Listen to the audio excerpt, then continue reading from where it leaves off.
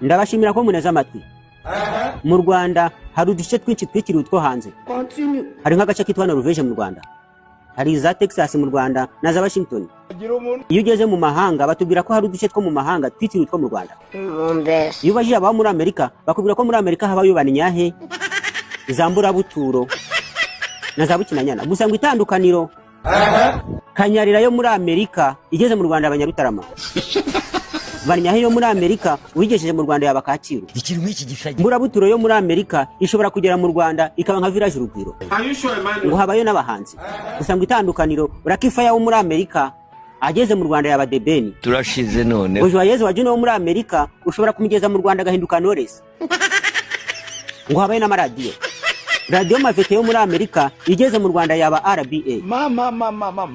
Ngo habayo n'amakipe y'umupira w'amaguru. Gusa ngo Rugende yo muri Amerika igeze mu Rwanda yaba Rayon Sport cyangwa APR. N'amastade. Ufashe stade Amabati yo muri Amerika igeze mu Rwanda yaba Stade Amahoro. Imigezi yo muri Amerika ngo ibitangaje cyangwa inzuzi zaho. Ufashe Nyabarongo yo muri Amerika ukayigeza mu Rwanda yahita ihinduka Ikivu. Uko niko batubeshaga tukiri abana. Tukiri abana mama wawe yabaga yagiye yabageze umusozi urangiriye bakakubesha ngo yagiye mu ijuru. Yaturuka inyuma y'umusozi akakubesha ko yahuye n'Imana. Akakubwira ngo mvuye kuvugana n'Imana. Jina la Yesu mundebere umuntu ko urimo satanisha.